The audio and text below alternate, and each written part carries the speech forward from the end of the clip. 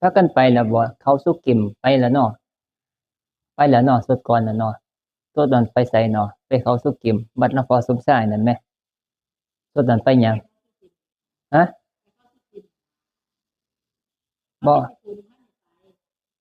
บ่เว้าว่าตอนนั้นไปเขาสุกิมนั่นผู้ใดไปแหน่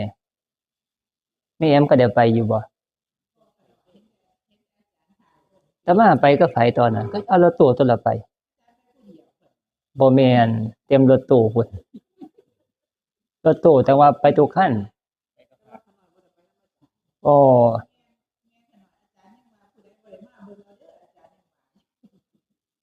อ้าวจำบ่ได้แล้วแต่ว่าตอนรถตู้ก็3คันพุ่นเดะรถบัดซ้ำกับรถวัดป่าปทุมทิพย์รถธรรมนทิพย์3คัน3 คันอืมแม่นบ่แต่ว่าตอนนั้นโยมแม่ไปอยู่ไปแม่หมอนก็ไป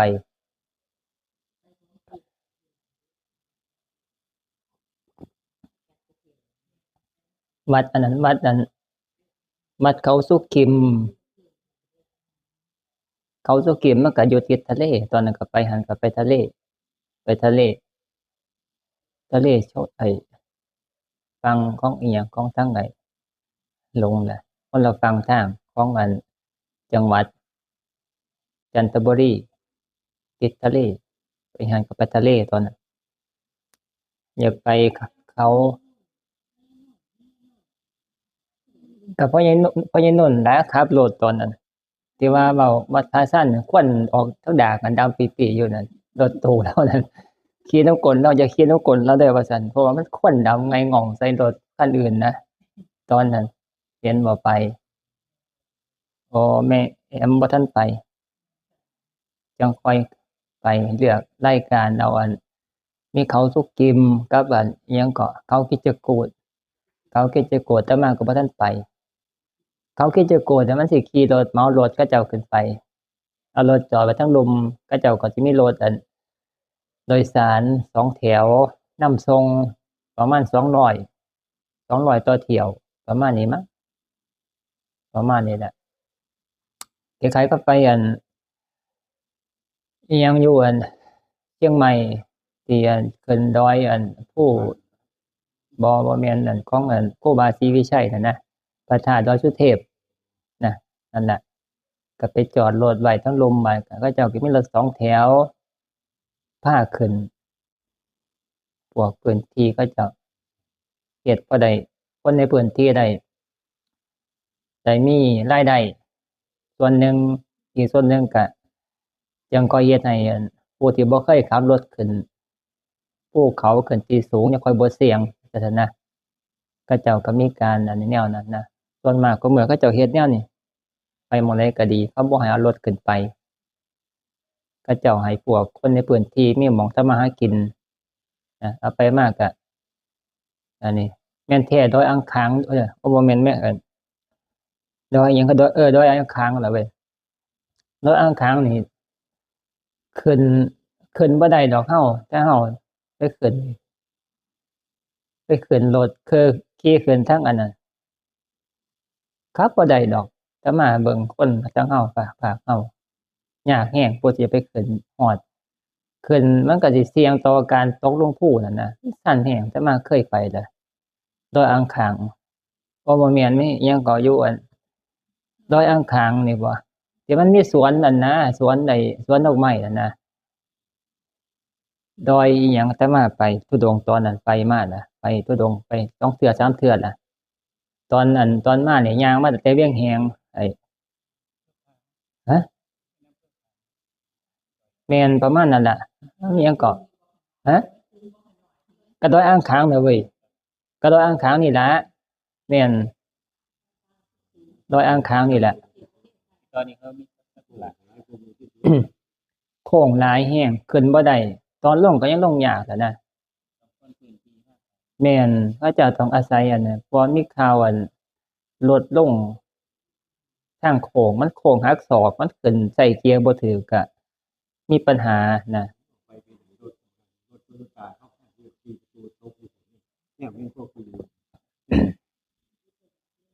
ขนาดอันนี้ขนาดไอ้อิหยังกันพระธาตุอิหยังกันผาซ่อนแก้วเนี่ยก็บ่แห้งนะซ้ำนี่นะซ้ำแถวคนเฮาขี่รถเพื่อนที่ลาบอะนะมันอันนี้มันเสี่ยงต่อการนั้นตกภูอืมซ้ำเนี่ยก็บ่แห้งแหละบ่ฮู้จักวิธีการใส่เกียร์ใส่พอดีนะโค้งอันหนึงวันที่มันหลายแรงอาตมาไปเนี่ยโค้งจากกันไอ้เชียงใหม่ไปหาไอ้อำเภอปายเขาเว้าตอนอาตมาข้อมูลลืมแล้วแต่ว่าเคยรู้จักอยู่ที่ว่ามันเป็นโค้งมาเว้ากันสิเป็นพันโค้งพู้นเดะเพื่อสิฮอดอำเภอปายเรียนรถตู้อาตมานำรถตู้ไปจากอำเภอจากตัวจังหวัดเชียงใหม่เข้าอำเภอปายใช้เวลาประมาณ3ชั่วโมงโค้งนี่หลายแรงโค้งวืดปัดไปโค้งไปเข้าอำเภอปายต้องนั่งรถตู้ไปรถตู้โดยสารคือจังเส้นของไอ้น้ำเยินไปหาอุบลนี่นะเขาเจ้าสิมีรถตู้ไปนั่งไปสถานที่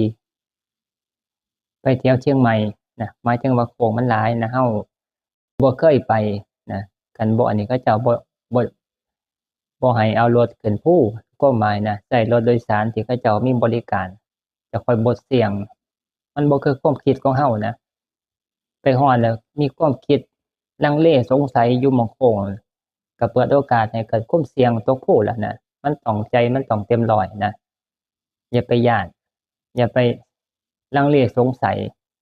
กะว่าสิเลี้ยวบ่กล้าเลี้ยวกึกกักอยู่หั้นโอ๊ยแนวนั้นมันก็ตกภู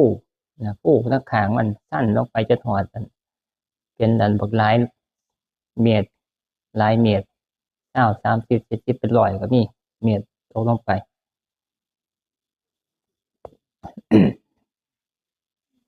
ได้ขึ้นเขาคิดจะกูดบอกว่าอยากไปก็คุยกันแต่มาบ่ได้อันดอกไปก็ไปเพราะว่ามีโอกาสในการไปไกลการนี่หม้องไปเปิดหูเปิดตาไปเบิ่งนะไปเบิ่งเฮาไปแบบอันนี้ไปแบบไปหาเบิ่งวัดเบิ่งว่าสถานที่ต่างๆนะเกี่ยวกับเรื่องหม้องนี้นะมีโอกาสก็ไปพวกบ้านซ้ำพวกอันนี้เขาเจ้าไปเบิดแล้วตั่วไปเบิ่งเขาไปประมาณ100กว่ากิโลมั้งจากวัดนั้นประมาณ100เกือบ100อยู่มั้งจั่งไปอุบลเขาคิดจะกูดที่เขาเจ้าว่าแนมขึ้นไปอยู่เทิงภูเห็นน่ะคือจั่งคนใหญ่ย่างสมัยยุคหนึ่งตอนเขาเจ้าสิเปิดเขาคิดจะกูดน่ะช่วงบางจักปี2ปีที่ผ่านมานี่บ่เพิ่นเห็นเป็นขมุกขมัวอยู่เทิงภูย่างเงาเพิ่นว่าที่เขาเจ้าโซกันอยู่ในโซเชียลนั่นนะเขาเจ้าออกข่าวมาออกข่าวจักแม่นหยังก็บ่จักแหล้วเขาคิดจะกูดชื่อคือจังชื่อหม้องพระพุทธเจ้าอยู่แฮ่งเขาคิดจะกูดอยู่หม้องที่ตอนนี้ครูอภัยกับครูบานัสเพิ่นพากันไปอินเดียหลวงพ่อเพิ่นให้ไปอินเดียบวชจำพรรษาอยู่วัดถ้ำได้ครบ5พรรษาแล้วก็ได้ปฏิโมกข์นะเพิ่นสิส่งสนับสนุนไปเบิ่งเมืองเกิดของพุทธศาสนาเมืองเกิดของพระพุทธเจ้าหม้องพระพุทธเจ้าอยู่นะประเทศอินเดียเพิ่นส่งไปปีนี้ไป2ครูบาไผกับครูบานัสไปบางมื้ออาตมาไปงานวัดดอนตูมวันที่5ขึ้นเครื่องอยู่อุบลไปลงอยู่ดอนเมืองอยู่กรุงเทพบางก็ไปพักค้างคืนอยู่กรุงเทพซะก่อนช่วงเช้ามืดประมาณตี 4โดยประมาณก็ไปขึ้นเครื่องอยู่สุวรรณภูมิก็ไปลงอยู่อินเดียเพราะมันเดินทางออกจากเมืองไทยเฮามันก็ต้องประมาณตี 4ตี 5นี่แหละออกไปกะว่าไปแจ้งอยู่น่ะไปฮอดเมืองอินเดียก็ลงไปพุ่นก็คือแจ้งประมาณโมงหนึ่งนะเข้าไปกันก็ไปแนวนี้อาตมาไปทุกครั้งก็ไปแนวนี้แหละขึ้นเครื่องอยู่ประเทศไทยเฮาอยู่สุวรรณภูมินี่ ก็ประมาณนี้แหละดอนเมืองจากสวนภูมิลงแหละ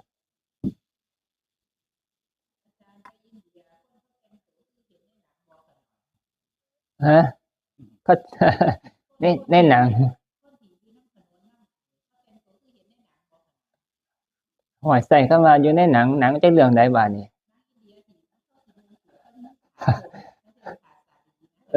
ว่าสิคล้ายๆกันนั่นนะแต่ว่าเว้าคืออยู่ในสารคดีในข่าวน่ะสิถูกต้องนะเบิ่งอยู่ในข่าวเดี๋ยวเขาเจ้ามีสารคดีอันที่เฮ็ดคุมื้อมันมีให้เบิ่งหลายที่เขาเจ้าเฮ็ดอาหารอันอินเดียเขาเจ้าไปสำรวจไปเบิ่งตลาดอินเดียเขาเจ้ากินเฮากินบ่ได้ดอกกินแล้วท้องเสียน้ำก็เอาน้ำอยู่นำอันคลองเอามาตักใส่อันไอ้หม้อแกงเขาเจ้าก็คนๆๆนะล้างถ้วยก็เอาอันล้างอยู่ในท่ออันนั้นคือจั่งอยู่ดำเนินแม่นบ่อยู่ตามตลาดสดมันสิมีคลองน้ำอันที่ท่อระบายน้ำก็ลงล้างอยู่ในหั้นคนๆๆน่ะก็เอามาใส่ให้ขายต่อจังซี่นะเอาอีหลีตัวล่ะแต่ว่าเบิ่งเรื่อยมันขึ้นมาอยู่นำ TikTok เบิ่งอยู่ในอันเขาเจ้ามีอาหารอินเดียพาเบิ่งเฮาคือเฮากินบ่ได้นะคือผู้กล้ากินก็กินแต่ว่าหมายถึงว่ามันอาจจะท้องเสียพวกมันสิเป็นเฮ็ดคือจังอันขี้ทะเลคือบักม่วงแผ่นกวนตอนกวนน่ะนะมันสิเป็นแนวเป็นขี้ทะเลแนวนั้นน่ะเขาเจ้าก็สิเอามาตักใส่จานน้อยๆก็เอากินกับแป้งอันอิหยังก็แป้งเป็นแผ่นนั่นข้อยกินซ้ำอะเขากินแนวนั้นใส่มือกินเขาเจ้าก็ใส่สูตรแนวนั้นล่ะคือในหนังก็แม่นนะอยู่แบบใส่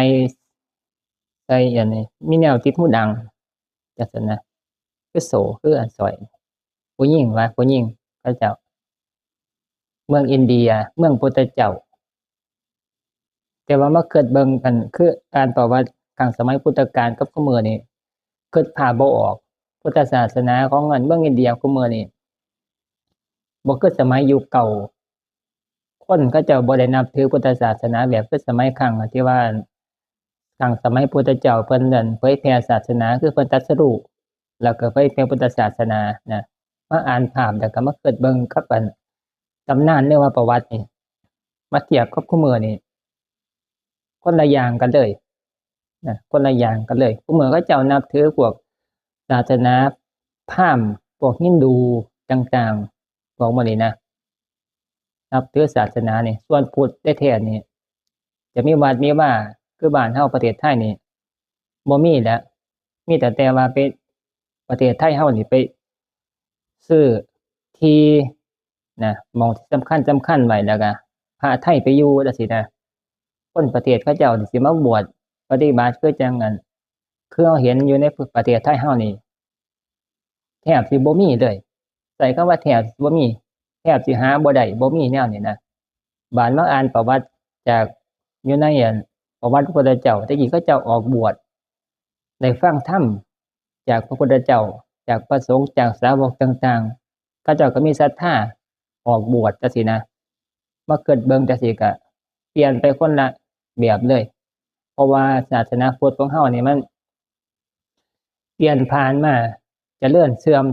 มมาหลายยุคหลายสมัยนะหลายยุคหลายสมัยแต่ว่าคุมื้อมันเจริญอยู่แถวๆอันประเทศไทยเฮานี่แหละเป็นหลักประเทศไทยเกี่ยวกับเรื่องเถรวาทนะเถรวาทมหานิกายเถรวาทมหายานอยู่แถวๆอันจีนทิเบตมหายานของเฮาเป็นเถรวาทถือเอาตามที่พระเถระ สายพระเถระใช้คำว่าสายพระเถระเถรวาทของอันที่สังฆายนาครั้งที่1นะที่ว่าพระพุทธเจ้าเพิ่นปรินิพพานที่เพิ่นมรณภาพภาษาไทยเฮาภาษาพระเฮามรณภาพเป็นภาษาศัพท์ที่ใช้สำหรับผู้ที่บรรลุธรรมและเป็นพระอรหันต์คือพระพุทธเจ้านี่ใช้คำว่าปรินิพพานเอาง่ายๆก็คือตายนะเพิ่นเสียชีวิตไปช่วงนั้นบัดนี้ก็เกิดเหตุมีการความเห็นบ่ลงรอยกันเกี่ยวกับเรื่องพระเจ้าประสงค์ผู้ที่มีความยินดีว่าพระพุทธเจ้าปรินิพพานเสียไปแล้วบัดนี้เฮาก็สิถูกปลดปล่อยเฮาสิบ่ต้องมีการเคร่งบ่ต้องปฏิบัติเคร่งจังซี่นะอยากกินข้าวจักมื้อก็กินได้ มันมีความเห็นออกมาลักษณะที่ว่า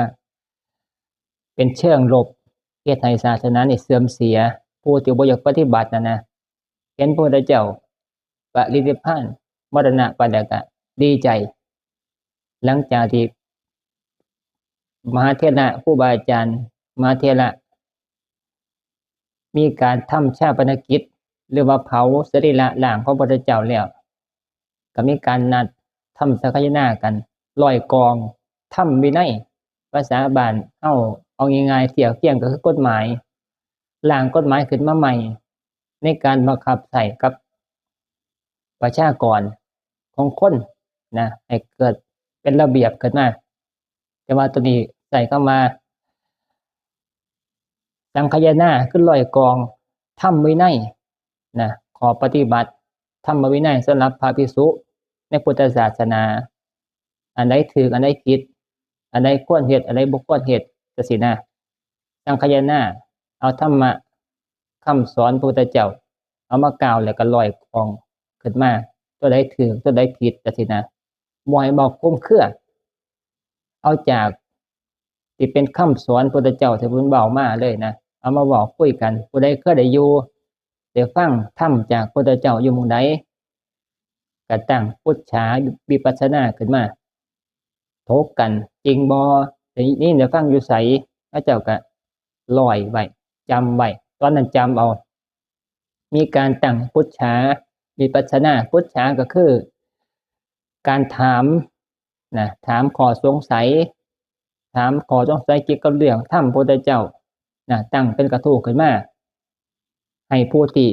เคยได้ฟังตอบมาและมีการยินได้ฟังทุกคนที่อยู่ในหัน500องค์สังฆทานครั้งแรกนี่พระอรหันต์ทั้งเบิดนี่500รูปนะสายเถรวาทเขาเอิ้นนะนั่นน่ะของเฮานี่ใส่เข้ามาถือปฏิบัติจากสายเถรวาทของประเทศละสังฆทานขึ้นมาก็ถือเอาตามที่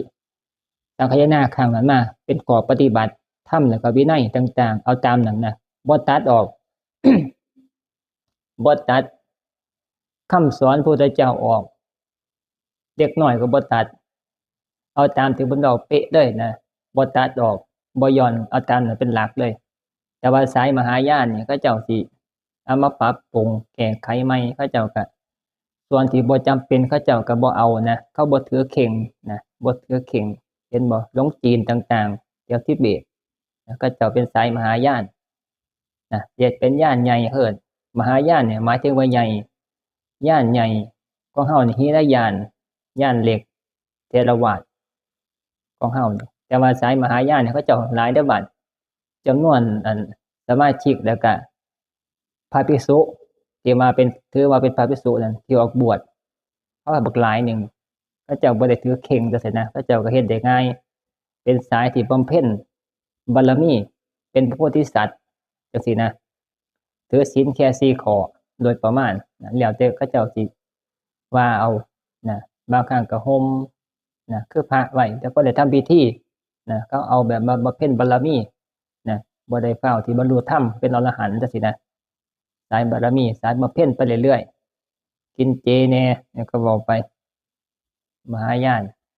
เห็นบ่ที่เฮาเห็นพระที่เขาเจ้าอยู่นำทิเบตอยู่นำเมืองจีนวัดเซาลินนั่นนะก็มหายานพระเจ้าก็เฮ็ดไปอาศัยการบำเพ็ญบารมีเอาคนส่วนหลายนะดึงคนส่วนหลายไปนำเอิ้นว่ามหายาน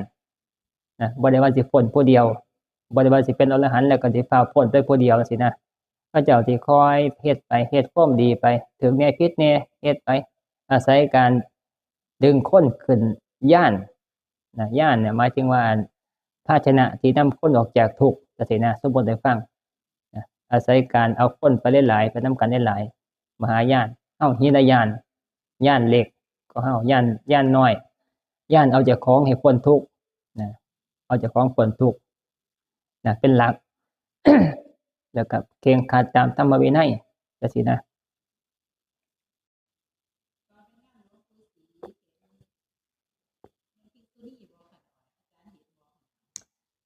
บ่มาตั้งแต่งานหลวงปู่ศรีดอกงานวัดประพงษ์ก็มี งานประพงเห็นบ่ที่เขาเจ้าไปเวียนเทียนนั่นแต่มาก็โพสต์ลงอยู่ในรูปที่มีหัวโหลนคือกันได้ล่ะหัวโหลนเป็นผู้หญิงพร้อมนางฟังเทศน์อยู่ข้างหน้าพร้อมได้แต่เวลาเวียนเทียนเนี่ยประมาณ7-8คนอยู่มั้งตามรูปเขาเจ้าก็ว่าเขาเจ้าเป็นภิกษุณีนั่นล่ะแต่ว่าสายของเฮาสายของนินายานคือเถรวาทนี่เขาถือว่าบ่แม่นนะแต่ว่าเขาเจ้าเป็นมหายานจังซี่นะเขาเจ้าถือแบบอีกแบบนึงนะก็เป็นพุทธนำกันอยู่แต่ว่าการถือธรรมแล้วก็วินัยนี่มันมีความเคร่งครัดบ่เท่ากันเว้าตามธรรมคำสอนพุทธเจ้าเนี่ยคือมันเบิดไปตั้งแต่พู้น500ปีพู้นพ.ศ. พุทธศักราช500ปีน่ะเบิดแล้วภิกษุณีนั่นใช้คำว่าเบิดซะนะเพราะมันบวชยากบวชตามธรรมวินัยจังค่อยสิเป็นภิกษุณีสมบูรณ์บวชจากสงฆ์ทั้งสองฝ่ายจังค่อยสิเป็นภิกษุณีขึ้นมาถูกต้องก็ซ้ำพระนี่แหละพระนี่เขาตามธรรมวินัยจังค่อยสิบ่มีความสงสัยบวชขึ้นมาจังค่อยสิเป็นพระจังซี่นะที่ว่าของเฮานี่เป็นปัญจันตชนบทนะมัชฌิมชนบทคือ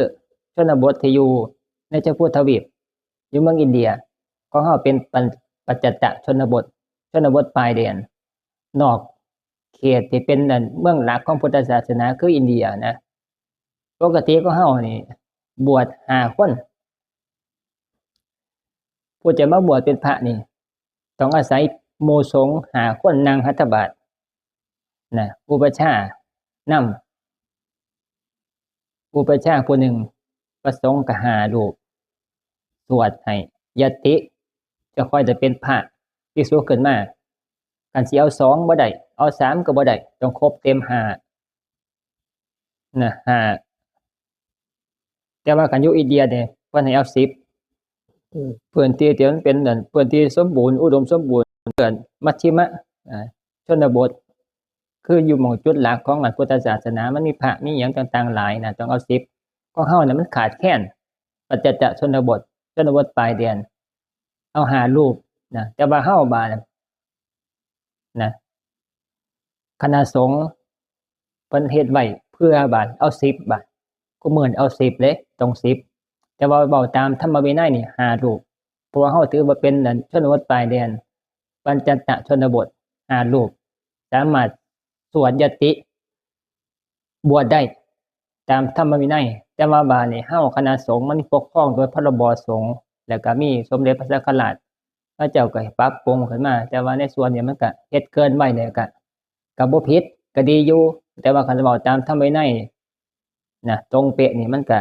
ตามภาพที่เราเห็นเฮาบ่เคยบวชบ่เคยศึกษาเฮาอาจจะบ่รู้ที่ข้อมูลที่แท้จริงนะแต่ว่าคุมื้อเขาเจ้าบวชนี่คือต้องเอา10นะ10รูปยตินะสวดยติให้แก่คนที่ต้องการจะมาบวชสวดยติน่ะจะค่อยสามารถที่จะเป็นพระขึ้นมาได้พอนี่น่ะเคยบวชแต่กี้นั่นเขาสวดจักคนซะนะ10ตัวบ่มี5ดอกคุมื้อคันบ่อันนี้นะเพราะว่ามันคณะสงฆ์แล้วก็มีอุปัชฌาย์นำจำได้อยู่บ่มีโอ้ยแม่นอยู่สวด2องค์อยู่แต่ว่าหมายถึงว่าพระหัตถบาตที่นั่งร่วมน่ะมันต้องอาศัยพระหัตถบาตเด้ฮะ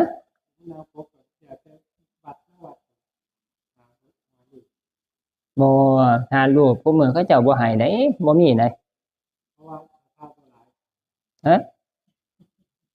บ่ปรากฏว่าบ่มีคุมื้อบ่เห็นบ่เคยเห็นแต่มาบ่เคยเห็นไปนั่งไปอันต่างๆเขาเจ้าบ่ให้เขาเจ้าต้อง10ขึ้นพุ่นน่ะอย่างที่ให้คือ10หลายบ่ผิดได้ซองเห็นบ่เฮาไปบวชอยู่บัดซ่วงไปบวชอยู่หันอยู่นี่เขาเจ้าพระน่ะคือรวมกันเบิดแล้วทั้งอุปัชฌาย์น่ะต้อง10บ่มีน้อยกว่าหันเด้มันเกี่ยวกับเรื่องสมเด็จพระสังฆราชเกี่ยวกับเรื่องฝ่ายปกครองเขาเจ้ากำหนดมาแนวนั้นไปเฮ็ดน้อยกว่าบ่ได้มันเป็นพรบสงฆ์เขาเจ้าเฮ็ดแนวนี้แต่ว่าตามธรรมวินัยนี่นะ5นี่ก็ได้อยู่แต่ว่ามันก็เฮ็ดบ่ได้บ่เฮ็ดบ่กล้าเฮ็ดกัน ในส่วนนี้นั่นติน่ะจักถือบ่ถือก็บ่จักแหละจักแม่นบ่แม่นหรืออาจสิแม่นครบรอบก็บ่จักแหละอันนั้นจำได้แต่ว่าประเทศไทยเนี่ยมันยังเฮ็ดบ่ได้นะมันมีเกี่ยวกับเรื่องอันนี้ขึ้นมาพรบสงฆ์ขึ้นมาจำกับเขาเจ้าให้เคารพพรรษาเห็นบ่ตามธรรมวินัยก็ให้เคารพกราบไหว้กันตามพรรษาไปบวชพรรษาหลายกว่าก็ให้ผู้น้อยกว่าบวชรุ่นกราบไหว้นางเวลานางก็ให้ผู้พรรษาหลายกว่านางหัวนะผู้พรรษาน้อยก็นั่งไปตามลำดับจังซี่ผู้มื้อเขาเจ้ามันก็เกี่ยวกับพัดบาดผู้ใดมีพัดยศใหญ่กว่าก็มานั่งทางหน้าเดี๋ยวผู้มื้อมันก็เปลี่ยนไปนะหมายถึงว่าจังซี่นะเฮาเห็นต่างๆเฮาความเข้าใจเฮาก็บ่เห็นตามธรรมวินัยบางอย่างนะแต่ว่าเขาเจ้าก็ปรับเอานะปรับเอาตัวนี้บอกหมายถึงว่าการบวช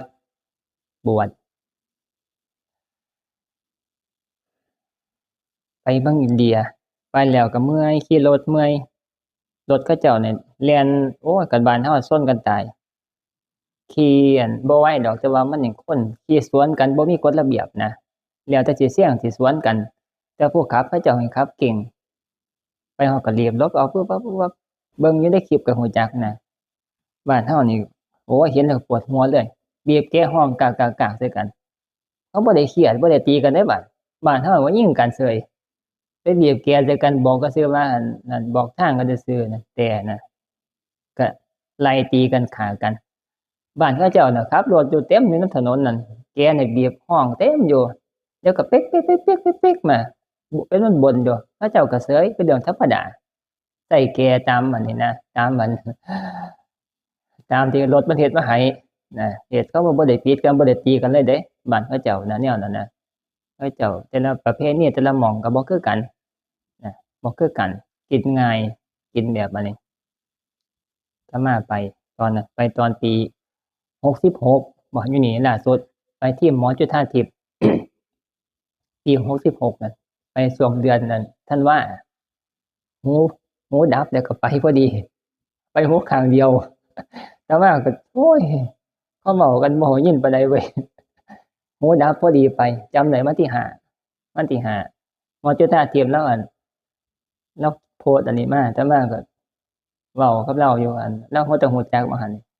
น่ะหูดับเนี่ยอาจารย์น่ะว่าเราบ่ฮู้จักว่าอาตมาหูดับแต่ว่าบ่ได้เว้าเข้าไปนะบ่ได้บอกไปเลย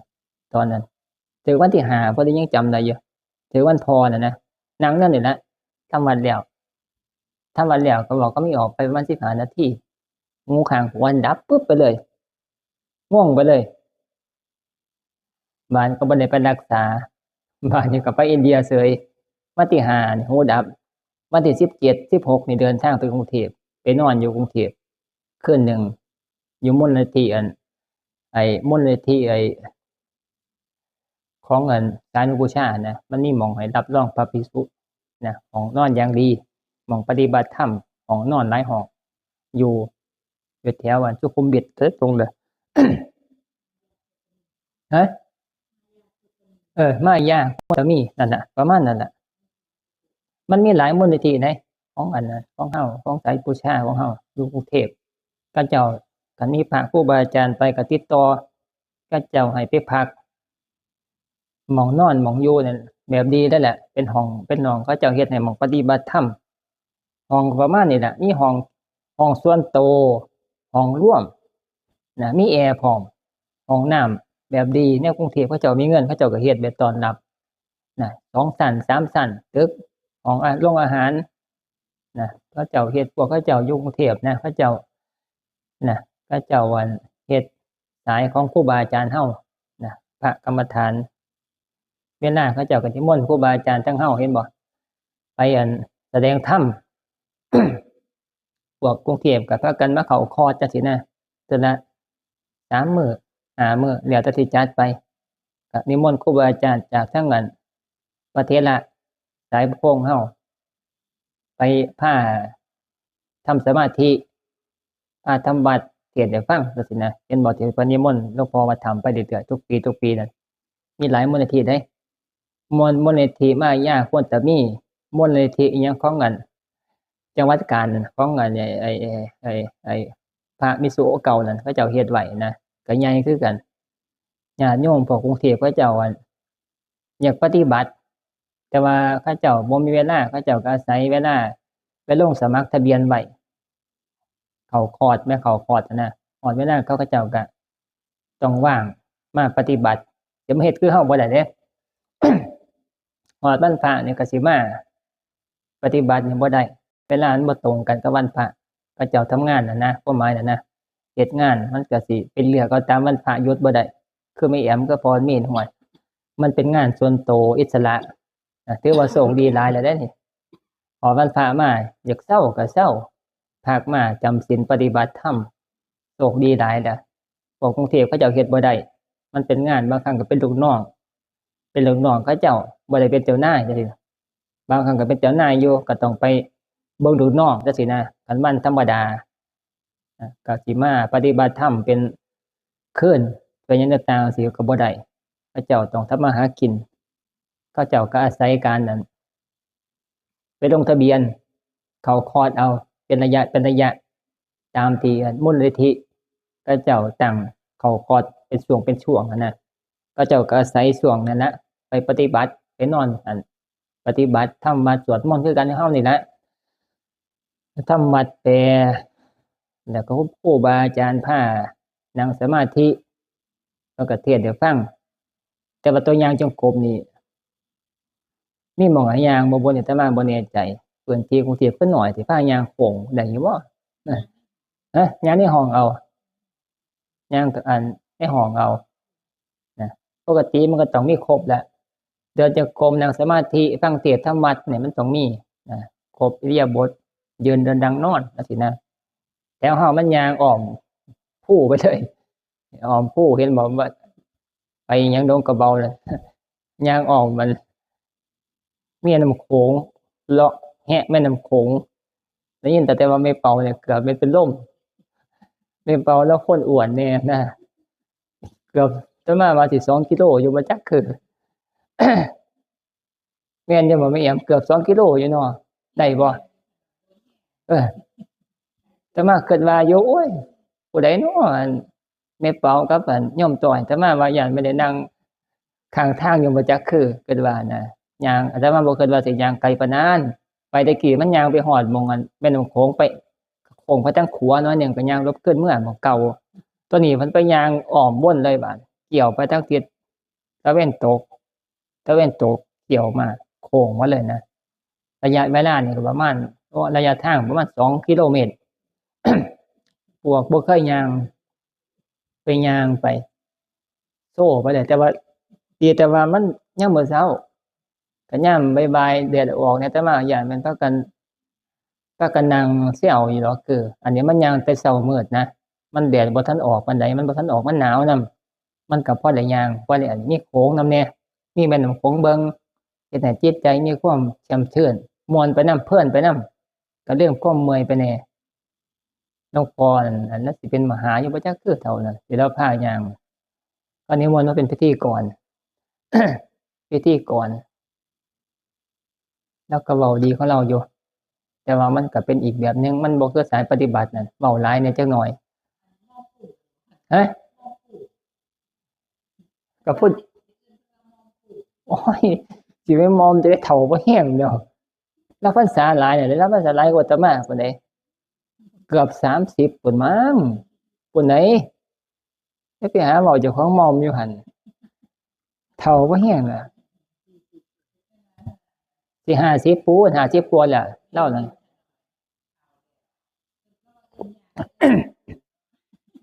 แล้วก็เว้าม่วนไปซื่อๆดอกแม่นแล้วเว้าม่วนเว้าพะโล้เว้าม่วนซื่อๆดอกเว้าม่วนซื่อๆนั่นอาจารย์อันนั้นพระครูศรีเพิ่นเลานิมนต์มากิจกรรมคุ้นเคยกันแล้วก็มาเป็นพิธีกรนะบ่ได้พาญาติโยมพาทำกิจกรรมเพราะมีผู้นั้นผู้นี้เว้านะทางเขาเจ้าก็มักแนวนั้นกับโยมมันก็ถือกันแม่นบ่ล่ะทางเฮามันก็บ่ได้แล้วทางเฮามันโยมก็ปฏิบัติเข้าถึงกว่าเขาเจ้าพระก็ปฏิบัติเข่งกว่าทางพุทธก็ไปเว้าหลายแนวหัวจักสิครูบาอาจารย์เจิบแหละเจิบแต่แล้วไปเว้าหลายปานนั้น นั่งท่าเทศอยู่บ่โดนึงบ่ได้เกินจักเทื่อว่ามันจะเกินต่อก็เลยโอ้ไปเซาเมื่อยกว่าว่าซั่นเป็น10นาทีพุ่นเทศ2กันจังซี่นะพักโยกเพิ่นบ่ได้ต่อคือจังเฮาเด้เพิ่นเทศไปรู้สึกว่าเราจบเป็นปริญญา5พุ่นมั้งแต่มาสิฟังคร่าวๆผ่านอยู่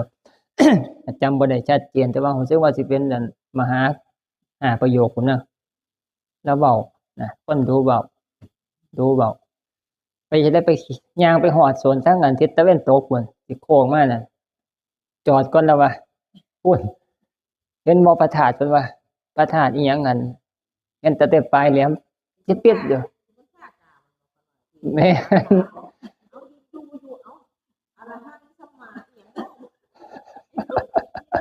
อันละอาตมาโอ้มีออกบ่ทันรู้จักตัวนี้พระธาตุอีหยังอาตมาหลงล่ะโอ้ยเนี่ยไปบ่ก็เห็นตัวยอดอยู่หั่นพระธาตุอันคู่บ้านคู่เมืองเขาเจ้า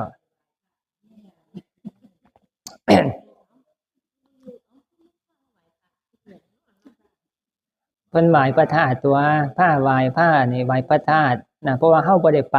เพิ่นก็ย่างไปฮอดก็เห็นหัวจะปิ่มอยู่เฮาก็จอดว่าซั่นนะพาไหว้พระธาตุนั่นก็พาตั้งนะโมขึ้นแล้วก็อีหยังอีหยังไปอีกเพิ่นมันสิเป็นอันนั้นตัวมันเป็นจุดที่เขาเจ้าเฮ็ดเป็นพระธาตุจำลองขึ้นมาอยู่หั่นคล้ายๆกับว่าพระธาตุท้าวอุเทนพระธาตุนครพนมแล้วก็พระธาตุอีหยังอีกหลายๆก็สิมีหลายพระธาตุเด้อยู่หันอยู่อันนั้นนะอยู่นครพนมเขาเจ้าเฮ็ดเป็นจุดไว้ให้คนได้ไปสักการะ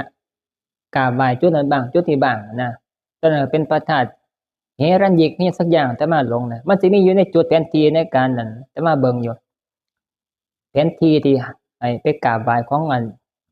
นครพนมนะที่มีพระธาตุอยู่หม้องจุดต่างๆนะในหันนั่นละจุดหนึ่ง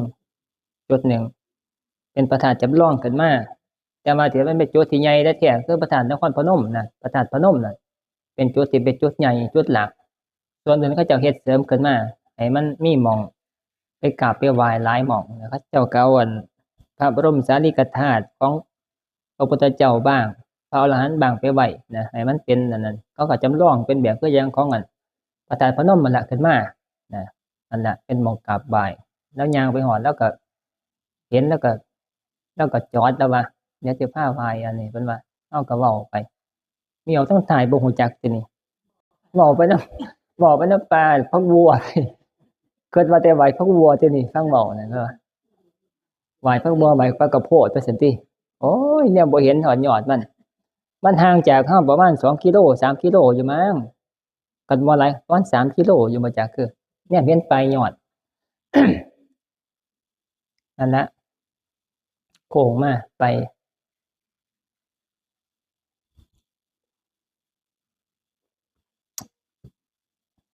ปฏิบัติธรรมหม้องหั้นหม้องนี้แหน่ไปฝากเอาไปปลูกไว้ใช้คำว่าเอาไปปลูกไว้ไปปลูกบารมีไว้มันต่อไปเวลาพบหน้าชาติหน้าบ่ว่าแต่พบหน้าชาตินั้นพบนี้ก็ได้นะก็มีเคยก็จำได้ว่าเจ้าของเคยไปปฏิบัติอยู่หั้นอยู่นี่นะมันก็คิดฮอดคิดถึงแล้วเทื่อก็ได้ไปอีกจังซี่นะก็จะไปหม้องเก่าหม้องเคยไปตอนที่เว้าหมายถึงว่าชาตินี้นะหม้องเคยไปก็ได้ไปมันก็นะว่าเจ้าของเคยไปปฏิบัติไปกราบไปไหว้อยู่หั้นเฮาก็สามารถมีเหตุให้ได้กลับไปอีกตัวนี้เว้าชาตินี้บัดนี้เว้าชาติหน้าชาติที่มันบ่ทันฮอดบัดเฮาไปเฮ็ดไว้แนวนี้ไปปลูกไว้ปลูกบุญไว้บุญให้ทานบุญรักษาศีลบุญปฏิบัติภาวนาไว้มันพบหน้าชาติหน้าบัดเฮาก็มีเหตุ นี่น่ะคือเหตุมันเหตุที่เคยไปสร้างไว้ผลมันพบหน้าชาติหน้าก็มีโอกาสมีเหตุให้ได้ไปเก็บเอานะเก็บเกี่ยวนะไปเก็บเกี่ยวผลการปฏิบัติแต่ว่าไปปฏิบัติอยู่หั่นนะไปปฏิบัติอยู่หม้องเคยไปสร้างไว้มันมีเหตุจังซี่เด้พุทธศาสนาของเฮาน่ะมันเป็นเรื่องจังซี่นะเห็นบ่คือจังอันครูบาอาจารย์หลวงปู่ชอบหลายๆองค์เพิ่นเคยเกิดตายอยู่หั้นอยู่นี่เพิ่นก็มีเหตุให้ได้กลับไป นะมาเกิดเป็นศาสตร์สุดท้ายศาสตร์ใดก็ดีก็จะนำไปมีแนวผูกพันมีเหตุให้ได้ไปจังซี่นะเหตุให้ได้ไปเฮาคือกันน่ะไปสร้างบุญไว้อยู่หันอยู่นี้ผู้ใดได้ไปสร้างไว้หลายมันก็สามารถไปเก็บเอาประโยชน์ในภพหน้าชาติหน้าได้หลายนะไปสร้างบุญนะไปสร้างบุญรู้จักหมู่รู้จักคนหลายนะถือข้อกันบางก็สิได้ไปพ้อกันอีกติดว่าพ้อกันแต่ไปสร้างบุญคือกันนะสร้างบุญคือกันสร้างบุญอยู่หั่นละบางครั้งก็ไปในลักษณะที่ว่ารูปแบบไปบำเพ็ญ ไปบำเพ็ญปัจจุบันเนี่ยมันสิเป็นวัดบ้านเวลาไปเกิดชาติหน้าภพหน้าชาติหน้าบ้านนี่มองนั้นมันอาจจะเป็นป่าเป็นเขาบ้านเฮาก็สิอาจที่จะบวชหรือบ่ก็เป็นฤาษีเป็นนักบวชหรือบ่ก็เป็นผ้าขาวก็ว่าไปก็หาเลาะหาภาวนาอยู่หั่นแน่อยู่นี่แน่นะเลาะหาไปบ้านเนี่ยไปนั่งภาวนาอยู่หม้องเคยนั่งพบก่อนศาสตร์ก่อนจังซี่นะนั่งอยู่หม้องนั้นมันก็สงบจังซี่นะสงบเห็นบ่ที่เพิ่นมันเว้าว่าครูบาอาจารย์เพิ่นไปนั่งภาวนาอยู่หั่นอยู่นี่มันคือสงบแท้อยู่นี่นะเหมาะแก่การเจริญปัญญาเจริญสมาธิเข้าสมาธิจังซี่เห็นบ่อันเดียวกันนี่แหละหม้องที่เคยไป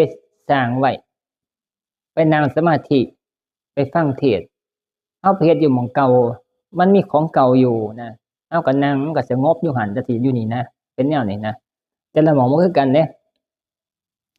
ลางหม้องบ่เคยเฮ็ดบ่เคยอยู่เคยเซามาก่อนไปนั่งมันก็บ่สงบนะรู้สึกว่าบ่สบายใจมันร้อนจังซี่ก็มีนะบางมื้อใดเคยอยู่เคยไปบำเพ็ญเคยนั่งสมาธิเคยย่างจงกรมไปเฮ็ดอยู่หม้องเก่าแล้วโอ๊ยมันมีความอิ่มใจสงบไว้จังซี่นะเข้าฌานก็เข้าได้ดนเจริญปัญญาก็คล่องเห็นบ่อ่านอยู่บ่ประวัติหลวงปู่มั่นเห็นบ่แม่มก็เป็นแนวนั้นล่ะที่เพิ่นไปบำเพ็ญน่ะนะเป็นว่าเป็นบางหม้องคือจังบำเพ็ญเจริญปัญญาคือจังได้ดีแฮงเพิ่นก็อยากอยู่โดนๆจังซี่นะมันก็เป็นย้อนเป็นพวก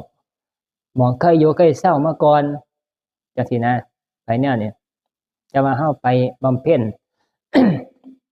ไปสร้างบุญแต่ละหม้องก็จังเฮาไปสิไปเชตวันจังซี่นะคันมีโอกาสมีกำลังก็เฮ็ดบุญไว้ได้หลายนะเฮ็ดไว้หลายมันสิมีหม้องที่เฮาได้ไปเก็บประโยชน์ในภายหลังคันสร้างกับคนสถานที่มันต่อไปเฮาก็จะมีโอกาสเนี่ยไปเก็บเกี่ยวผลประโยชน์นะคือไปผูกพันกับคนกับสถานที่นะเฮาสิได้ประโยชน์จากจุดนั้นน่ะหม้องสถานที่นั้นได้เพิ่งพิงได้อาศัยนะเฮาก็สิได้มีนะได้มีความเจริญขึ้นนะในด้านของธรรมะก็ดีเป็นคนก็ดีเป็นสัตว์ก็ดีมองหันจังซี่นะบางครั้งอาจจะไปตั้งรกตั้งหลักปักฐานบางครั้งก็ไปเฮ็ดเป็นเรือนเป็นศาลอยู่หั่นก็ได้ต่อไปพบได้ชาติใดบ่แน่นอนนะไปปลูกสิ่งปลูกของก็เจริญอยู่หั่นจังซี่นะแนวเคยสร้างบุญไว้ก็เป็นไปแนวนั้นจังว่าไปแต่ละหม้องให้มันได้ให้ได้เฮ็ดบุญ เฮ็ดบุญไว้ เฮ็ดน้อยเฮ็ดหลายก็ตามกำลังเจ้าของเห็นบ่คือพ่อมีน่ะไปนั่งอยู่หั่นห้อยต่อไปสิได้ไปเป็นฤาษีอยู่หั่นบ่จักคืออยู่อันอิหยังก็วนาเกษมนั่นน่ะไปนั่งคือหนึ่งอยู่ ต่อไปน่ะมันสิบ่แม่นวัดต่อไปภพหน้าชาติหน้ามันอาจจะเป็นป่าเป็นภูเขาไปเป็นอิหยังต่างๆไปแต่ว่าเฮามีความสุขใจว่าโอ้หมู่นี้คือสัพพยะแท้น้อน่ะเฮาอาจจะได้บวชเป็นฤาษีเป็นพระก็ดีนะได้ไปบวชไปนั่งอยู่หั่นน่ะบ่เคยนั่งได้หม้องละชั่วโมง2ชั่วโมงไปนั่งอยู่หั่นโอ้มันคือนั่งสบายแท้สงบไปแล้วห้วยสอดแจ้งมับน่ะความเก่านี่นะมันก็เป็นแนวนั้นเด้เหตุมันน่ะเหตุเป็นเรื่องที่มีเหตุแต่ว่าผลนั่นนะเวลาเฮาเฮ็ดผลใดเฮาอาจจะระลึกชาติบ่ได้ก็บ่ฮู้จักมันมีเหตุมาก่อนนะแต่มันสิเป็นแนวนี้นะเป็นแนวทำให้พากันมาจำศีลอยู่จังซี่ จำศีลอยู่วัดหม้องใดมันหลายมันโดนนะหม้องมาสร้างบุญไว้นั้นโดนหลายปีนะก็คือจังพากันเฮ็ดนั่นมาตั้งวัดอยู่นี่5ปี5ปีผ่านเฮาได้มาบำเพ็ญสร้างประโยชน์สะสมอริยทรัพย์ไว้นะคือบุญจากการภาวนาทานก็ดีศีลก็ดีเฮ็ดไว้บัดพบหน้าชาติหน้าลางเทื่อก็มันบ่มีสมมุติว่าคันมันบ่มีวัดเนาะเกิดในยุคที่บ่มีวัดแต่ว่าก็ได้ออกบวชนะบ่แน่นอนได้คนบวชเป็นฤาษี บางคนนี่ก็เป็นนั่นฤาษีผู้หญิงก็มีนะบำเพ็ญบารมีได้มาบำเพ็ญเกิดไปหาหม่องอยู่บำเพ็ญศีลอุโบสถศีล8จังซี่นะอยากบวชก็มาบำเพ็ญนะย่างไปหันหม่องนี้แน่ย่างหาหม่อง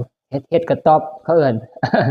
เฮ็ดกระต๊อบเฮ็ดหม่องอันอาสมเขาเอิ้นเฮ็ดหม่องอาสมย่างหม่องใดก็บ่ถูกใจไปถูกใจอยู่หันว่าซั่นยินบ่แม่แอมไปถูกบ่กระต๊อบน้อยเจ้าของกันละหม่องหันก็จังเหมาะแท้น้อจังซี่นะเกิดม่วนโอ้ยเฮ็ดกระต๊อบอยู่นี่พอได้จำศีลนั่นบำเพ็ญก่อนนะว่าซั่นน่ะก็พอมีแล้วก็ผลไปถูกใจอยู่พุ่นแหล้วข้างแท่งพระป่าพุ่นหม่องนั้นเคยอยู่ โอ้ยหม่องเฮ็ดเรื่องหม่องเฮ็ดกระต๊อบอยู่หม่องใดก็คือจังบ่ถูกใจแท้ไปเห็นหม่องหันมันคือเป็นโน่นๆขึ้นมาคือเป็นตาอยู่บำเพ็ญภาวนาม่วนแท้น้อมีต้นไม้ใหญ่อยู่หั่นก็ไปถูกใจอยู่หม่องเจ้าของเคยอยู่เคยนอนบำเพ็ญมันก็เป็นแนวนั้นน่ะไปแนวนั้นเด้นะบำเพ็ญบารมีนะบำเพ็ญบารมีนะสร้างบารมีเคยสร้างอยู่ไสมันก็นำไปได้ประโยชน์เพิ่นได้ประโยชน์ หมายถึงว่านำห้อยไปนั่นจะได้ประโยชน์เด้ได้ประโยชน์จากผลที่เคยบำเพ็ญบนมาที่ว่าไปได้ความชิบหายบ่แม่นเด้เกี่ยวกับเรื่องความชิบหายคือความบ่ดีต่างๆนี่ก็ได้คือกันก็คือว่าเคยไปสร้างกรรมที่บ่ดีไว้อยู่หม้องใดมาต่อไปก็ต้องไปประสบผลอยู่หั่นคือกันมันก็ตรงข้ามกัน2อย่างอันนึงเป็นบวกอันนึงเป็นลบเป็นแนวนั้นคือกันคันมีไฟบุญก็มีไฟบาปคันบ่ทันได้สิ้นภพสิ้นชาติเป็นแนวนี้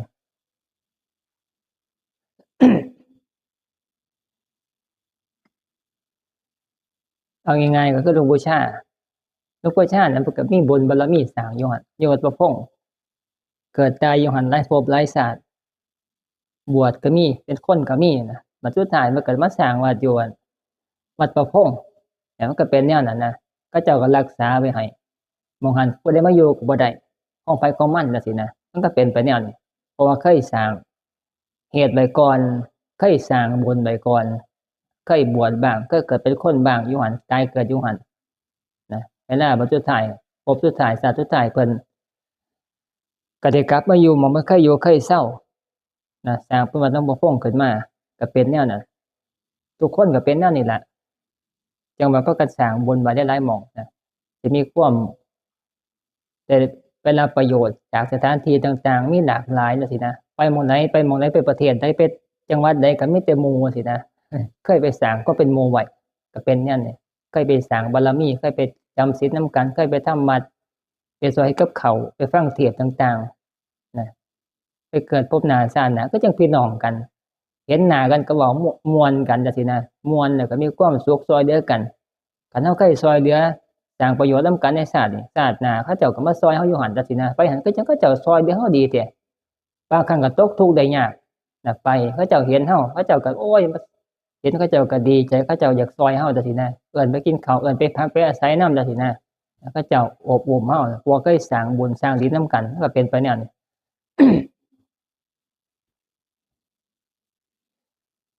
เป็นนางอันนั้น เป็นนางอันนั้นเป็นนางอันฟังเทศน์อยู่วัดนาเกษมนั่นหลับอยู่บ่ฮะแม่นอยู่บ่เดี๋ยวนี้บ่ได้ถ่ายรูปไว้อยู่ไปเรื่อยๆเคิมๆไปนำแน่นั่นล่ะเคิมแน่บ่เคิมแน่นั่นน่ะก็ส่ำว่านั่งนี่ล่ะส่ำนั่งนี่ล่ะมันตัวกันบ่ได้ดอกนะแต่ว่ามันเป็นการสร้างบารมีสร้างบารมีก็บอกเนี่ยมันก็สิถูกสิไปว่าโอ๊ยบ่หลับดอกมันบ่แม่นดอกนะเพราะว่าเรานั่งอยู่ซื่อๆเรายังเคลิ้มไปแล้วนะเคลิ้มไปแต่ว่ามันได้บารมีอดทน ได้บารมีอดทนขันติน่ะเป็นหลักเลยแหละ ขันติอดทนเป็นธรรมเครื่องเผากิเลสอย่างยิ่ง เห็นบ่สวดประโยชน์มงคล38น่ะขันติตโปติติขานะขันติปรมังตโปติติขาขันติเป็นเครื่องเผาเกลียดอย่างยิ่งอดทนใส่ความอดทนเป็นหลักในการปฏิบัติบำเพ็ญเหตุใดนะเหตุใดก็ถือว่าดีถือว่าเก่งมันบ่ธรรมดานะแต่ว่าเขาเจ้าเห็นเขาเจ้าก็โอ้ยอยากเว้าอยากถามนำเขาบ่กล้าถามเขาเจ้าก็เบิ่งจังซี่นะเอ้าผู้เฮ็ดได้เขาก็ดีใจนั่งฟังเทศน์มักแน่บ่มักแน่นะบางครั้ง ก็บ่ต้องไปโหซ่าเขาเจ้าเทศน์ครูบาอาจารย์เทศน์อาศัยนั่งเอานั่งให้มันได้อดทนเอาขันติว่าเอานั่งกำหนดทำสมาธิไปซั่นนะเอาไปมานี่ก็เฮ็ดได้ไปเว้าไปฟ้าไปซ่านำมัน ถ้าว่าสิฟังเทศน์ทุกกันทุกคำเว้าเพิ่นนักเทื่อมันก็บ่ถูกอารมณ์ คันบ่ถูกอารมณ์ปั๊บนี่มันก็นั่งอยู่บ่ได้วันหูวันหวยนะมันก็เป็นแนวแต่ว่าคันนั่งแบบ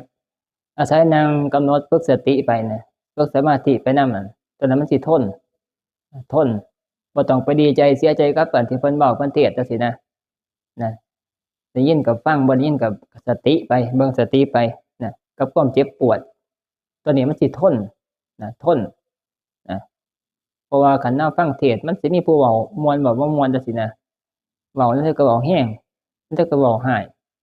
จังซี่แล้วแต่มันก็บ่ถูกกับจริตนิสัยนะก็ต้องปล่อยวางหัดปล่อยวางแล้วก็อดทนเป็นฐานเจ็บก้นอยู่บ่ฮะนั่งเฟื่องอย่างดีเจ็บอยู่บ่ก็จังเฟื่องพุ่น นั่งเฟื่องอย่างดีนั่งแบบพระพุทธเจ้าหญ้าคาแม่นน่ะบ่แม่นเฟื่องพระพุทธเจ้าตามประวัตินี่หญ้าคาเอาหญ้าคามาปูตอนที่เพิ่นตรัสรู้เป็นพุทธเจ้าเอาหญ้าคามาเอามาปูเฮ็ดเป็นอันหม้องนั่งตัวนี้ใส่เฟื่องมีเฟื่องก็ใส่เฟื่องกับหญ้าก็คล้ายกันนั่นแหละนั่งเฟื่องมันก็บ่เจ็บมันก็ทนนะก็นั่งกระเบื้องนั่งหินอ่อนนี่เจ็บแฮงก้นนี่ชั่วโมงนึงนี่เจ็บแฮงก็นั่งอันพื้นอันที่มันเป็นเป็นเฟื่องเป็นต่างๆเนี่ยมันสินั่งได้ทนนะนั่งได้ทนแต่ว่าตั้งแต่มันก็จมผู้ร้ายก็บ่ได้ผู้ร้ายนี่ก็จมสุดลงไปมันยุบลงไปนะ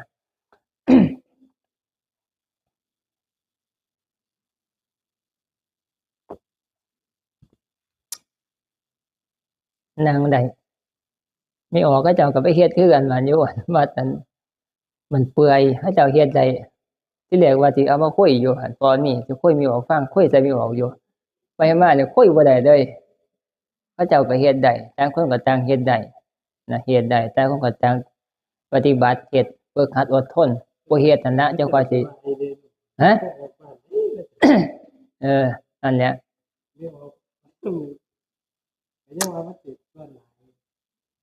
มีออกเขาเจ้าก็มีผู้เที่ยวเข้าเที่ยวออกอะนะนอนก็มีคือกันแต่ว่าก็เบิ่งอยู่เขาเจ้าก็เที่ยวเข้าเที่ยวออกอยู่หั่นล่ะผู้เฮ็ดได้เฮ็ดบ่ได้แหน่แต่ว่านั่งอยู่เทิงหน้านะผู้ชายมันหาผู้สิเฮ็ดแนวนั้นเฮ็ดยากนะส่วนมากไม่ยิ่งไม่ออกเขาเจ้าพากันนั่นอยู่ดอกแต่ว่าผู้ชายนี่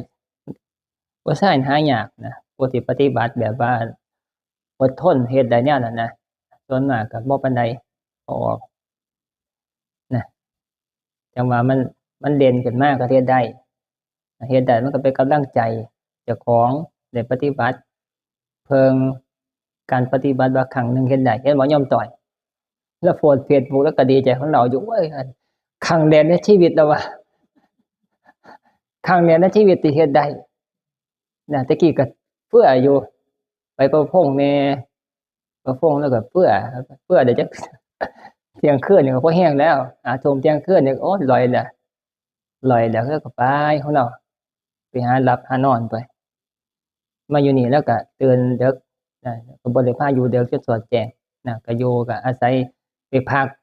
นะเลิกกิจกรรม 4 ทุ่มกว่าๆเนี่ยบ่4 ทุ่มก็ไปนอน4 ทุ่มไปนอนก็มาทำบัดเช้าตี 2 ตี 3ก็มา ก็บ่ได้เฮ็ดจนสอดแจ้งนั่งสอดแจ้งอันนี้ไปหันครั้งแรกในชีวิตแล้วว่าโอ้ยสาธุดีใจแฮงแล้วว่าปลื้มปิติมันให้ว่าจะคือ น้ำตาไหลว่าจะคือปลื้มปิติเขินนะคิดฮอดมันก็ดีใจน่ะนะหมายถึงว่าได้ดีใจอุ่นใจว่าเจ้าของเฮ็ดได้ครั้งหนึ่งในชีวิตนี่นั่นแหละคำว่าครั้งในชีวิตนี่แหละมันสำคัญ มันเป็นติเพิงได้เวลาคิดอยาก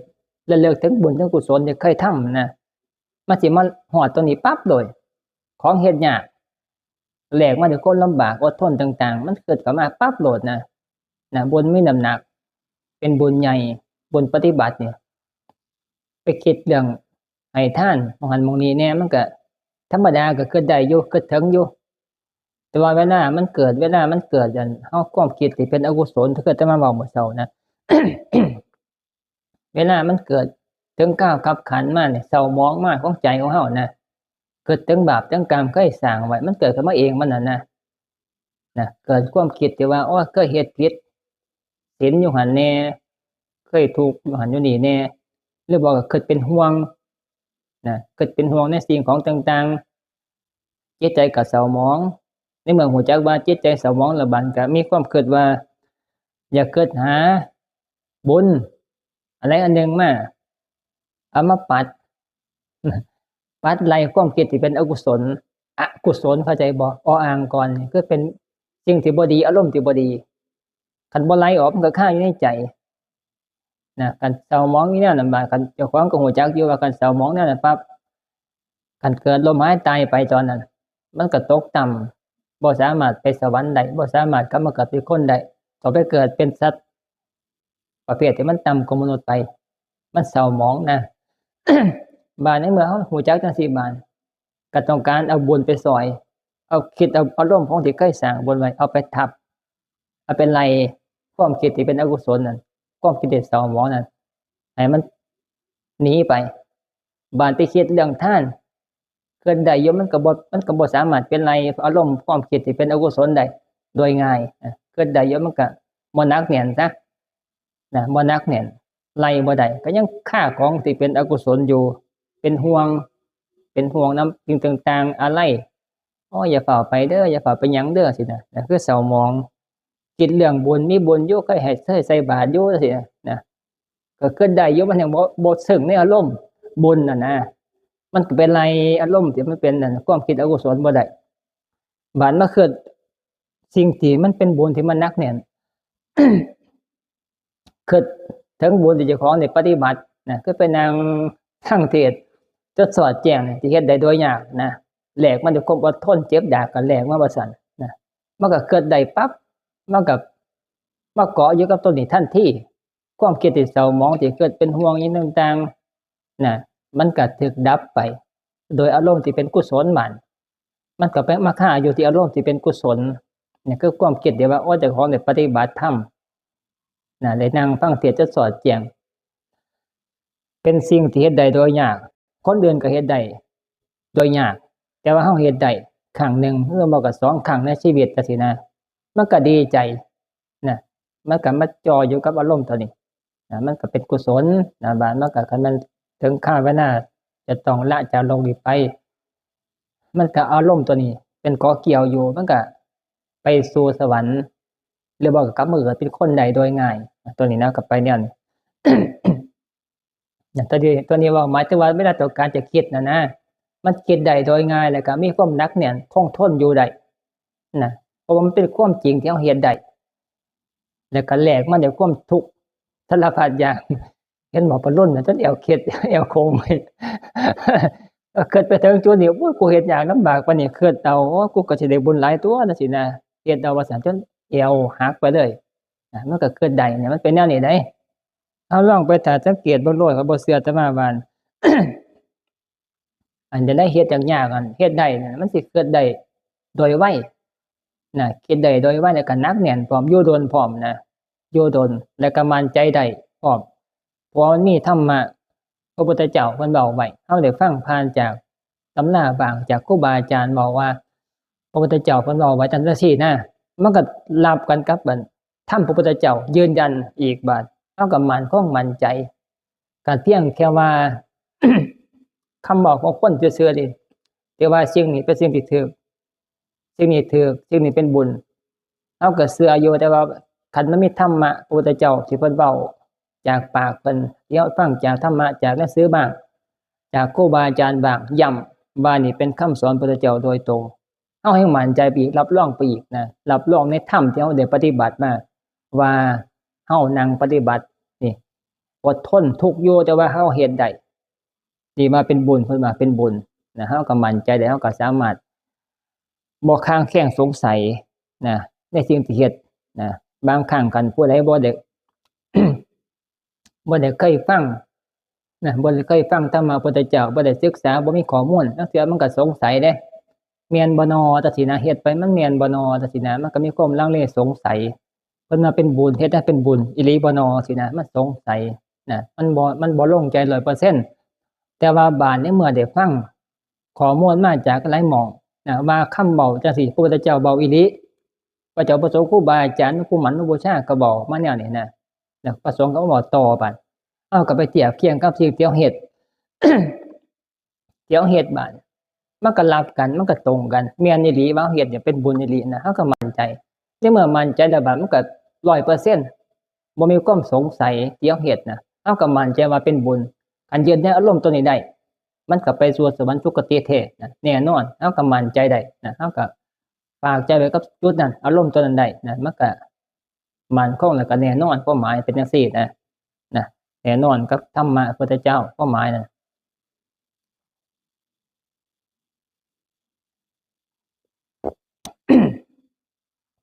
โยมต่อยแล้วมันแล้วบ่ได้กินกาแฟได้แล้วว่ากินชากินหยังเอากับแม่เปา หือกินน้ำแข็งเอาโอ้ว่าแล้วชาจะนำบ่ เว้าบ่โลซื่อๆดอกกินน้ำแข็งกับไอ้นะกับพวกไอ้โซดาแล้วบ่ได้กินกาแฟบ่แม่นหยังดอกเพราะว่าโยมหนิงแต่มาโพสต์ Facebook เนาะว่าโอ้ยมีออกซุ่มนี่มีออกพวกนี่เก่งแฮงว่าซั่นนะโอ้ยปฏิบัติธรรมมันนั่งสอดแจ้งเบิดคืนฟังเทศน์ว่า15กันอาจารย์องค์หนึงแล้วบ่มาว่าซั่นเลยบ่ได้16จ้อยได้15กันองค์หนึงแล้วไข้ป่วยว่าซั่นสอดแจ้ง15กันโยมหนิงแล้วก็โอ้ยแล้วก็สาธุอนุโมทนาแล้วกินอีหยังคือเฮ็ดได้ว่าซั่นคือบ่หิวนอนว่าซั่นนะแล้วสงสัยแล้วทักไว้อยู่ในคอมเมนต์นะ พวกเขาเจ้าปฏิบัตินำกันนะเขาปฏิบัติเขาก็เจ้าเห็นผู้ใดเฮ็ดได้เขาเจ้าก็ดีใจแล้วก็อยากเฮ็ดนำอยากเฮ็ดตามเขาเจ้าก็หาแนวถามแล้วซั่นนะถามมันเป็นเขาเอิ้นว่าทิฏฐานุคตินะสงสัยแล้วก็อยากเฮ็ดตามอยากถามคลอแคลนะอยากรู้จักนะบ่ได้ถามนะเขาเจ้าดีใจว่าผู้นี้คือเฮ็ดได้กินอีหยังสินะเขาถามสินะอาตมาก็กินหยังก็กินกาแฟแน่แล้วว่าซั่น กาแฟผู้ละแก้วอิหยังก็ว่าไปนั่นนะกาแฟแน่อาตมาก็ถามโยมต่อว่าข้างนอกบ่ได้กินกาแฟแล้วว่ากับแม่เปาบ่กินกาแฟก็ตอบเขาเจ้าไป พวกเขาเจ้าสนใจนั่นนะเขาเจ้าก็ถามเป็นธรรมดาเฮาเฮ็ดไปแล้วมันก็มีผู้เห็นเฮ็ดได้เขาเจ้าก็อยากรู้จักอยากมีข้อมูลอยากถามนั่นนะความหมายนะถามแต่ว่าหลักแล้วก็คืออาศัยกัลยาณมิตรเธออาตมาบอกเมื่อเช้าน่ะคือมิตรนั่นน่ะมีหมู่ กันผู้เดียวเนี่ยบ่แน่เด้แต่ว่าพอมีเนี่ยผ่านมาแล้วผู้เดียวนี่ถือว่าเก่งตัวนี้นะตัวนี้ผู้เดียวหมายถึงว่าไปนำกันนี่นะไปนำกันผู้เดียวนี่เพิ่นหมู่เพิ่นเนี่ยก็แม่นอยู่มันแห่งตัวนี้เว้ามาถึงหมู่ไปนำกันผู้เดียวนี่เฮ็ดได้อาศัยเจ้าของล้วนๆเด้นะอาศัยเจ้าของล้วนเฮ็ดได้ตั้งใจสิเฮ็ดก็เฮ็ดได้ผ่าน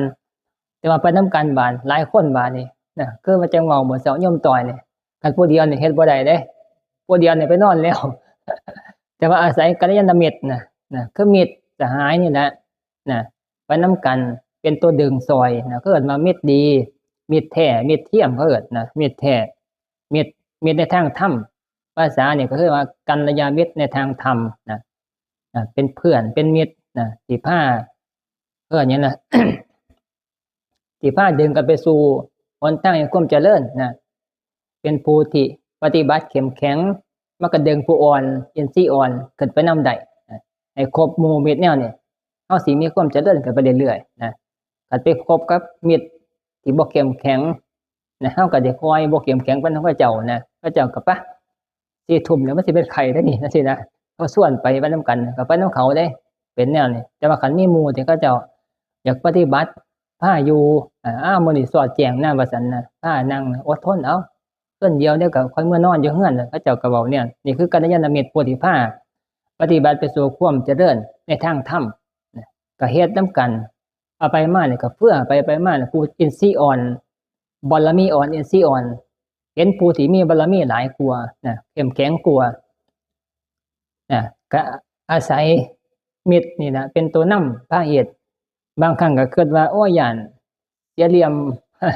ย้านเสียเหลี่ยมย้านนั่นนี่ย้านอยากอายจังซี่นะเป็นสิ่งที่ตัวนี้เป็นความคิดที่เป็นให้เฮามีกำลังสู้เด้ ตัวนี้ความคิดว่าย้านเสียเหลี่ยมย้านอยากอายจังซี่นะก็อดทนเฮ็ดไปมันก็เป็นในส่วนในทางที่ดีนะสามารถพัฒนาเจ้าของขึ้นไปสู่ที่สูงได้ ก็อดทนไปมาเนี่ยก็เฮ็ดได้นะเฮ็ดได้ มันก็จะเลื่อนก็หมายนะจะมาไม่ครบมิตรที่ดีนะกันครบมิตรที่ต่ำกว่ามิตรที่เลวมิตรที่บ่เก่งนะบางครั้งมันก็เฮาก็เฮ็ดเฮาเสื่อมไปนำนะจะว่านี่เป็นส่วนหนึ่งส่วนหลักนี่นะที่เฮ็ดให้สามารถปฏิบัติได้เฮ็ดได้นะมีหมู่ดีหมู่ปฏิบัติหมู่พาปฏิบัตินะหมู่พาปฏิบัติเคิ้นอิหยังเนาะมิตรเพิ่นมิตรมันสิมีอยู่4อย่างเพิ่นบอกว่าอิหยังมิตรอิหยังเพิ่นว่ามิตรปอกลอกเอิ้นมีอยู่1มิตรปอกลอก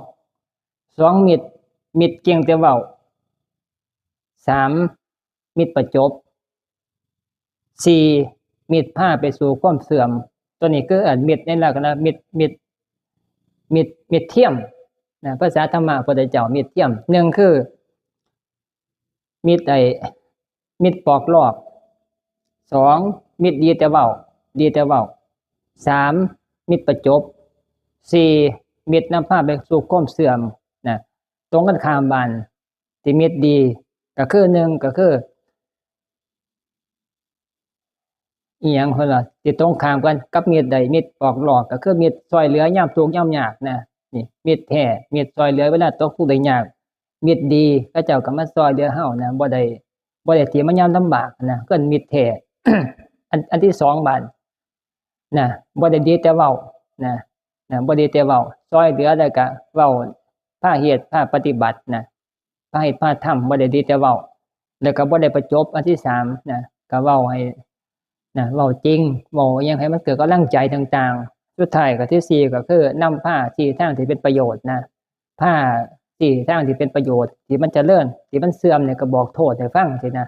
มันตรงกันข้ามมันก็4อย่างนะตอนนี้เว้ามาถึงมันเรื่องมิตรจังว่าจะครบมิตรที่มันถูกมันก็เจริญ ตัวนี้นี่ละพอละ